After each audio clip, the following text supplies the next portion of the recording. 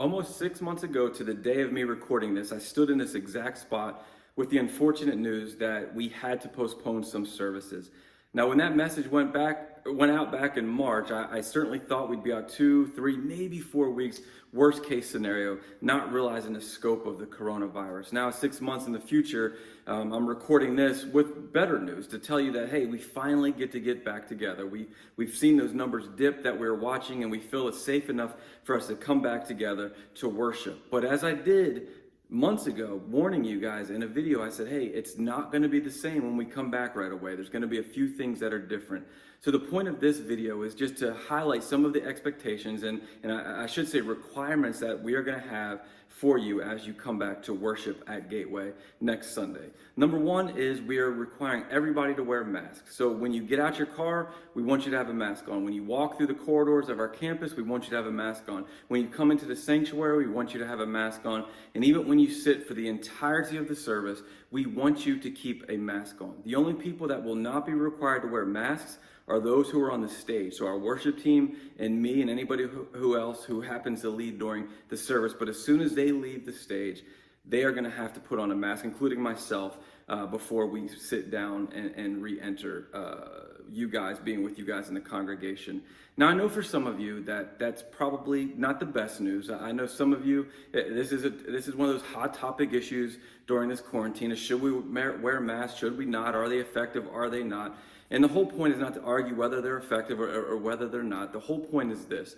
If we could simply put on a mask and allow that to encourage other brothers and sisters who are sensitive to people not wearing masks, and if that allows them to come back, that's a win for us. We want everybody to feel comfortable coming back. And I know this, if there are some people who are sensitive to people who don't wear masks, they're not going to come back. But if we know that we take the small inconvenience of just putting a mask on our face, that could allow more and more people to come back to worship with us. So when we come back, there's going to be a requirement that everybody has on a mask on our entire campus.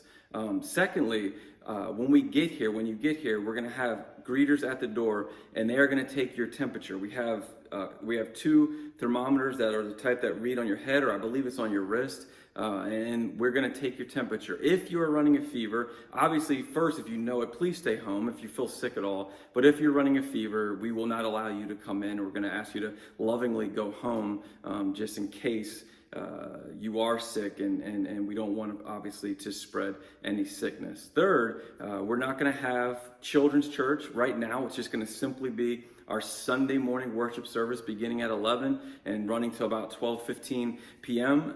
And so no children's church right away, but if you watched previous updates, you'll see in 2 weeks we will start back youth group and Theology Matters on Wednesday nights, and then 4 weeks from now we're going to start back Sunday school and children's church and nursery and all that. So a month after we start, as long as the numbers continue to look good and there's no outbreaks or anything going on, we will be back meeting together. And so it's definitely going to be a little different on Sundays. We're going to keep a little social distance in here as well. We're going to ask that if you come with a family, just one family per row, and that we spread out all the seats in here.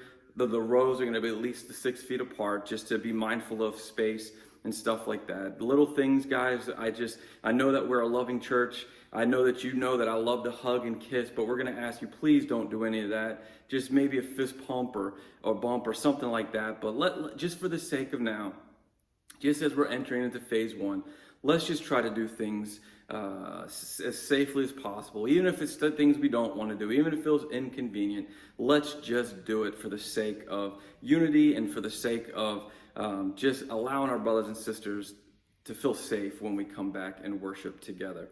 We are going to need some help. I know that there's a lot of you who are not coming back. And I just want to say, I applaud you for that. That might sound weird. Oh, our pastor doesn't want us to come back to church. But if your conviction is, I'm vulnerable to this, I have a pre-existing condition, I can't risk getting this, I'm happy that you have decided to stay home. There's no shame in staying home. You'll still get to watch the sermons. We're still going to put out the sermons for you guys so you can see everything that happened in here on Sunday mornings. And we just ask, as soon as you feel comfortable enough coming back, we obviously would love to have you back worshiping with us, but we just want you to know that there's no shame in staying home, none whatsoever. And we encourage you, if you feel the need to stay home, please do. With that said, some of our key positions here won't be here at the church. So we need people to step into some positions. So if you are coming back and you're comfortable leading, maybe greeting at doors, maybe running slides, sound, whatever it might be, just to help facilitate the needs here,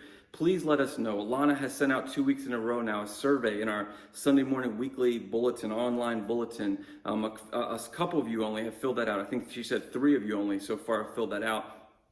We need a response from more of you who are willing to help, because we need to get you guys on a rotation and on a schedule to make sure that the areas of need are met here and taken care of the church.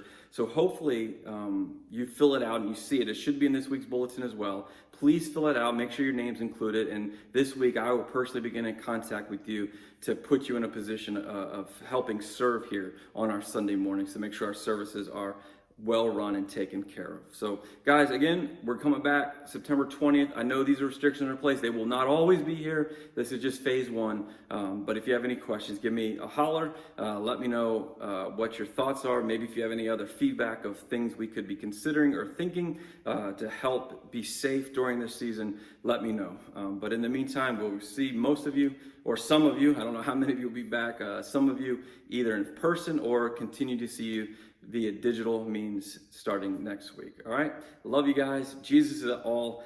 Can't wait to see some of you and worship in this building again. Praise the Lord.